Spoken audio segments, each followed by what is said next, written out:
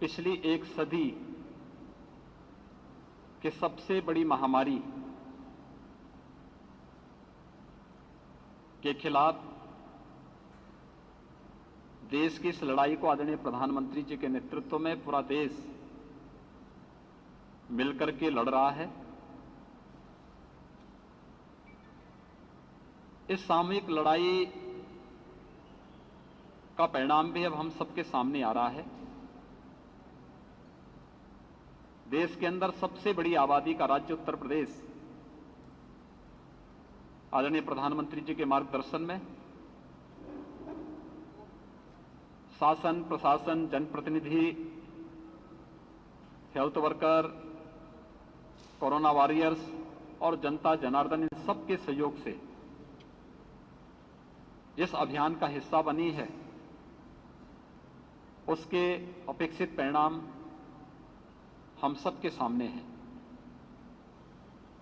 उत्तर प्रदेश देश में आबादी के हिसाब से सबसे बड़ा राज्य है और जो आशंका व्यक्त की जा रही थी कि उत्तर प्रदेश में 25 अप्रैल से लेकर के 10 मई के बीच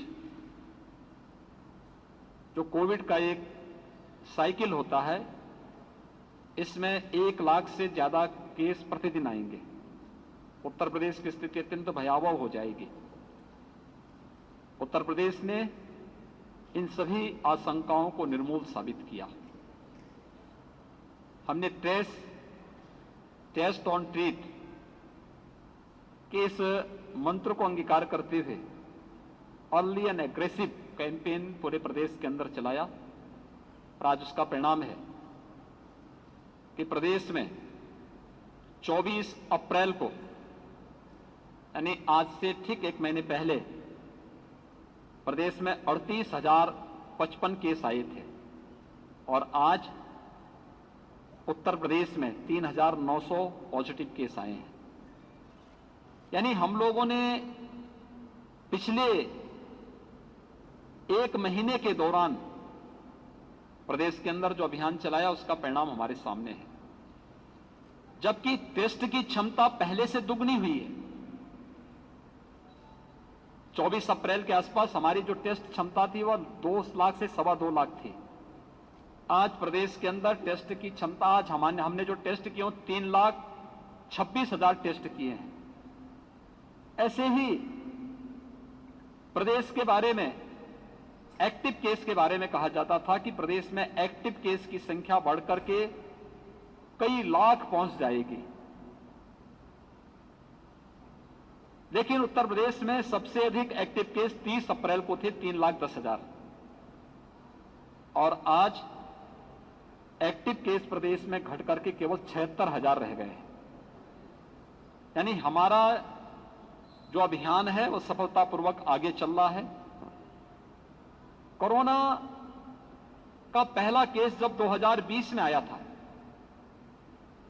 तब प्रदेश में टेस्टिंग क्षमता नहीं थी। हमने जो सैंपल दिए थे उस समय वह एनआईवी पुणे भेजे थे। हमारे पास उपचार की सुविधा नहीं थी। हमने पेशेंट को सफदरजंग हॉस्पिटल दिल्ली भेजा था।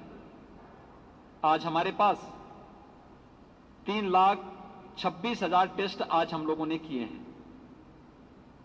आज प्रदेश में 80,000 आइसोलेशन और आईसीयू के बेड्स मौजूद हैं। प्रदेश ने अब तक 4,67,00,000 से अधिक टेस्ट किए हैं। प्रदेश के अंदर सेकेंड वेव में मैक्सिमम जो पॉजिटिविटी थी वह लगभग 17% तक पहुंची थी। आज वह 2 के आसपास आ गई है।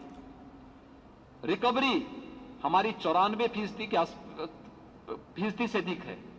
यह लगातार उसमें वृद्धि हुई है और यही नहीं, सेकेंड वेव पर प्रभावी नियंत्रण करने के साथ ही हम लोगों ने पोस्ट कोविड पेशेंट थे उनके लिए भी सुविधा देनी प्रारंभ की। हर हॉस्पिटल में पोस्ट कोविड वार्ड के निर्माण की कार्रवाई, उनके मुफ्त में उपचार की व्यवस्था, ये सभी कार्रवाई प्रदेश के अंदर सफलतापूर्वक चल रही है। थर्ड वेव की आसन्न संकट को भी ध्यान में रखकर के हमारी तैयारी अभी से प्रारंभ हुई है। अभी से पीडियाट्रिक आईसीयू के निर्माण की कार्रवाई, एनआईसीयू के निर्माण की कार्रवाई, हर मेडिकल कॉलेज में, हर डिस्ट्रिक्ट हॉस्पिटल में हम लोगों ने अभी से प्रारंभ कर दी है। कोविड प्रबंधन और भविष्य की अन्य आसन्न चुनौती का सामना करने के लिए आज मैंने आजमगढ़ मंडल की समीक्षा बैठक यहां पर ली है।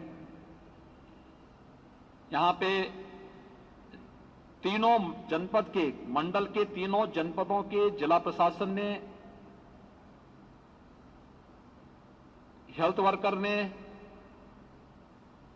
कोरोना वॉरियर्स ने, जागरूक जनप्रतिनिधियों ने पूरी ताकत के साथ इस समस्या का समाधान किया। और आज अगर हम इस जनपद और मंडल की बात देखें तो जहां पे पॉजिटिविटी रेट एक बार 14-15 के आसपास पहुंच गया था, आज घट करके 1 से नीचे आ चुका है। रिकवरी 94% से अधिक है। सेकेंड वेव में हमारे सामने संकट आया था ऑक्सीजन प्लांट, ऑक्सीजन की। आज हर जनपद को उत्तर प्रदेश के अंदर ऑक्सीजन में आत्मनिर्भर बनाने की दिशा में ऑक्सीजन प्लांट स्थापित किए जा रहे हैं। हम प्रदेश के अंदर 377 से अधिक ऑक्सीजन प्लांट स्थापित करने जा रहे हैं। और इस जनपद में भी और इस कमिश्नरी में भी 15 नए ऑक्सीजन प्लांट हमने प्रस्तावित किए हैं, जो मेडिकल कॉलेजेस में, मेडिकल कॉलेज में, डिस्ट्रिक्ट हॉस्पिटल्स में, सीएससीज में, जिन्हें स्थापित करने का कार्य यहां पर किया जाएगा। निगरानी समितियों ने इस सेकेंड वेव को रोकने में बहुत बड़ी भूमिका का निर्वहन किया। निगरानी समिति गांव-गांव में जाके स्क्रीनिंग करने का काम कर रही है। मेडिसिन किट का, हर लक्षण युक्त व्यक्ति को मेडिसिन किट उपलब्ध करवा रही है। हर लक्षण युक्त व्यक्ति का आरआरटी की टीम जाकर के अगले 24 घंटे के अंदर टेस्ट कर सके, इस कार्य को संपन्न कर रही है। और ये हमारा एक सफलतापूर्वक अभियान है जिसने पॉजिटिविटी को कम किया है, रिकवरी को बढ़ाया है। हमारा प्रयास है कि वैक्सीनेशन की कार्रवाई को भी अब तेजी के साथ आगे बढ़ाया जा सके। केंद्र सरकार 45 वर्ष से ऊपर के प्रत्येक व्यक्ति को निःशुल्क वैक्सीन उपलब्ध करा रही है। राज्य सरकार 18 से 44 वर्ष के प्रत्येक व्यक्ति को निःशुल्क वैक्सीन दे रही है। 45 वर्ष से ऊपर के प्रत्येक व्यक्ति के लिए वैक्सीन के लिए प्रदेश के सभी 75 जनपदों में हमारे सेंटर चल रहे हैं। लेकिन 18 से 44 के बीच में वैक्सीनेशन के इस कार्यक्रम को अभी हमने 23 जनपदों में चलाया और 1 जून से सभी 75 जनपदों में हम इसको चलाने वाले हैं।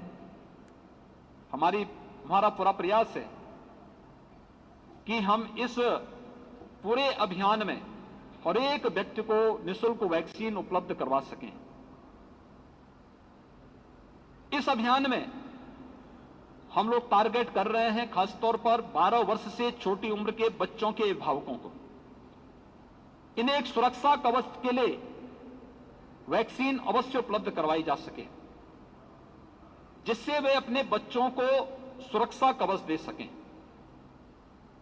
और उस दिशा में एक प्रयास प्रारंभ हो रहा है।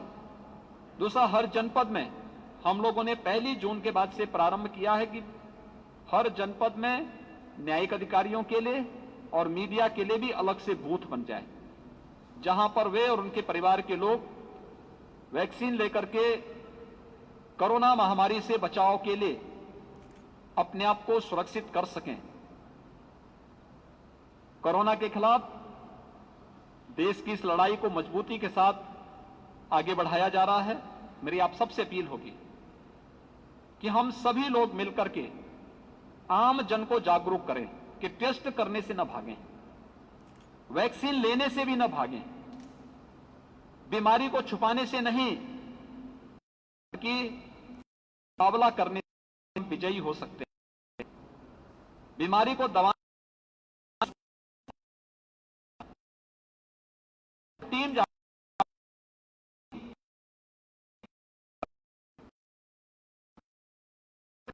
सरकार मुफ्त में रही है। वैक्सीन लोग वैक्सीनेशन जन सुनवाई केंद्र जो सीएस, उन सभी को हम लोग रजिस्ट्रेशन की प्रक्रिया के साथ जोड़ रहे हैं। अपने गांव में ही आप अपना रजिस्ट्रेशन करवा करके, वह भी निःशुल्क होगा, और वहीं पर वैक्सीन देने की कार्रवाई गांव में ही उन्हें बनाने की प्रक्रिया चल रही है। अगर सभी लोग वैक्सीन के दोनों डोज ले लेती हैं तो कोरोना महामारी से एक सुरक्षा कवच उन्हें प्राप्त हो जाता है। हम लोगों को इसके लिए प्रेरित कर सकें। कोरोना महामारी के खिलाफ जो सबसे बड़ा हमारा हथियार है वह मास्क है और 2 गज की दूरी है। हमें प्रत्येक व्यक्ति को कहना चाहिए, व्यापक पैमाने पर जागरूकता पैदा करनी होगी कि हाई रिस्क कैटेगरी से जुड़े हुए लोग बाहर न निकलें, वे लोग घर के अंदर रहें जिनमें 60 साल से ऊपर के लोग, 10 वर्ष से नीचे के बच्चे, गर्भवती महिलाएं, कमजोर इम्यूनिटी से जुड़े हुए लोग, बीमारी से ग्रसित कोई भी व्यक्ति घर के अंदर रहें, घर में भी मास्क पहने, शेष अन्य लोगों को बाहर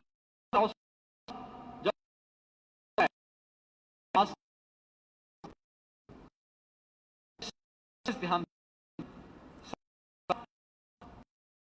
जीवन के लिए कार्य कर, ध्यान जागरूक करना चाहिए।